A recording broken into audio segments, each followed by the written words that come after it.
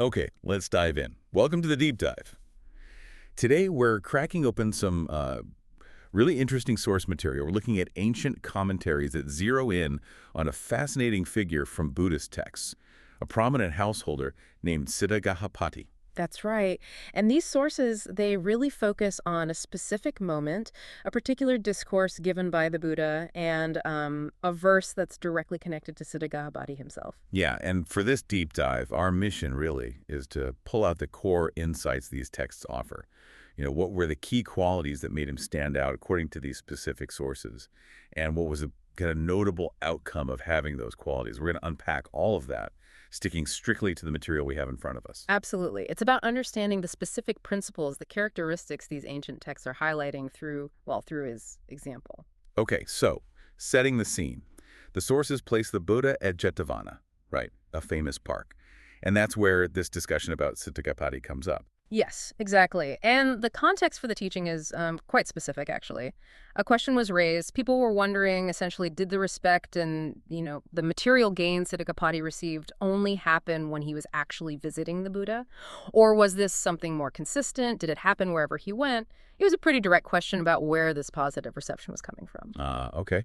So people noticed how well regarded he was, clearly, and were curious. Was it just proximity to the Buddha or something else? And the Buddha's response, you're saying it's straight from the text, is quite clear. Very clear. He clarified that Cittagahapati received respect and gain, not just when visiting him, but wherever he went. It was, a widespread thing. Right. Which obviously leads to the next question. Why? Why was he so consistently honored?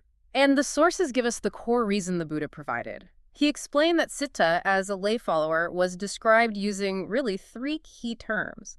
He was endowed with faith, he was pleased, or maybe serene, and he was accomplished in virtue or morality. Okay. So it wasn't just who he knew. It was something fundamental about him, his own character, his conduct. That feels like a really important distinction right off the bat. And the texts, they actually include a specific verse the Buddha spoke to really hammer this point home, don't they? They do, yeah. Yeah. The verse quoted is, endowed with faith, accomplished in virtue, fully provided with fame and wealth. Whatever region the Kulaputa, that means good son, frequents, there and there only is he honored. Whatever region he frequents, there and there only is he honored. That first really seems to crystallize it, doesn't it? Linking those qualities directly to that outcome. So let's unpack those terms from the verse, using the definitions from these commentaries because they add some crucial layers. First up, sadho, faith. What do the commentaries actually say about that? Well, they're quite specific. They state he was endowed with both worldly faith and transcendent faith. So it's not just, a general belief. Worldly faith might be confidence in, say, teachers or observable results, while transcendent faith points deeper, towards conviction in the path, ultimate realities. He apparently had both. Interesting. So faith isn't just one thing here. It's got dimensions. Okay, what about Silena Sampano, accomplished in virtue? Does that mean, monk-level discipline or... Good question. And this is another point where the commentaries are really explicit and important for context. They clarify this refers specifically to the virtue observed by a layperson. Agarya sila, it's called. So they draw a clear distinction. This is about ethical conduct for someone living in the world in a household, not someone who's renounced. Right, that makes perfect sense, given he was a householder. He was exemplary within that context, as a layperson. Okay, now this phrase, yasabhogasamapido, fully provided with fame and wealth. That sounds pretty comprehensive. Yeah. How do the sources break that down? It is significant, yeah.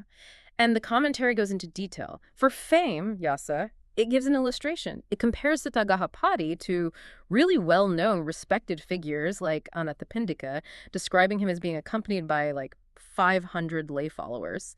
It paints a picture of someone with considerable reputation, influence, a large following. Okay. So fame means that kind of social standing, influence, respect within the community, like a leading figure. Yeah. And boga, the wealth part. Right. And the commentaries define it as being of two kinds here, which is key. There's the material wealth, boga, things like grain, property, possessions, the usual stuff. Sure. But crucially, it also includes what they call the 7 kinds of noble wealth, aridana. And the sources really emphasize that Cittagahapati was fully provided with both types, material and these noble assets. Okay, wait. Noble wealth alongside material wealth. This is where it gets really interesting, I think. What exactly are these 7 kinds of noble wealth, then, according to these sources?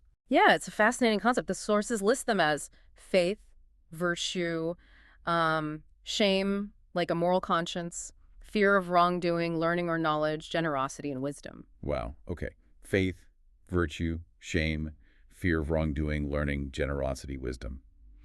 So this idea of being fully provided with fame and wealth isn't just about your bank balance and your reputation in the conventional sense. Hmm. It fundamentally weaves in these ethical, intellectual, spiritual qualities as being a form of wealth, too. Precisely. It sort of reframes what wealthy means from this ancient perspective. It Oh. elevates these internal qualities right up there with external possessions. Mm. And it's this combination, the faith, both kinds, the Yeah. specific lay virtue, and being fully provided with both conventional fame and wealth, and this noble wealth. That's what the verse and the commentaries state leads to the outcome, being honored wherever he goes.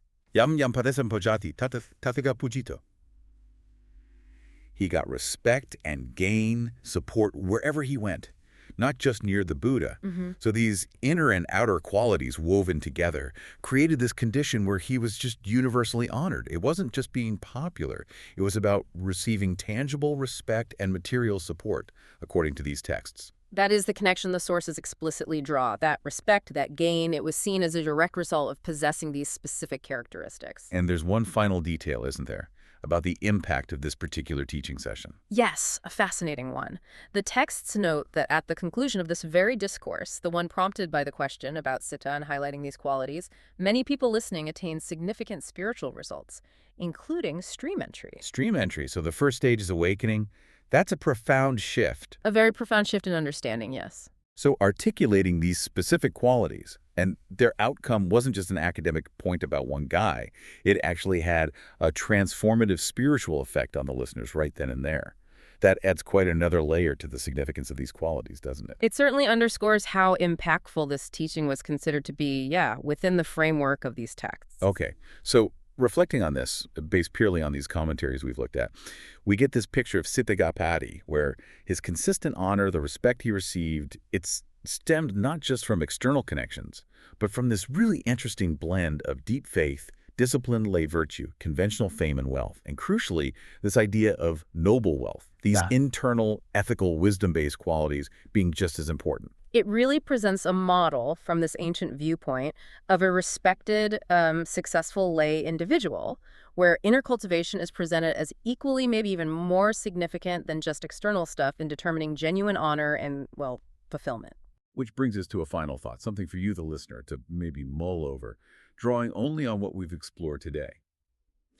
If, according to this ancient perspective, being fully provided with fame and wealth explicitly includes both material gain and these 7 kinds of noble wealth, and possessing all of these qualities is presented as the direct reason for being honored wherever one goes, what does that perhaps tell us about the ultimate sources of respect and fulfillment?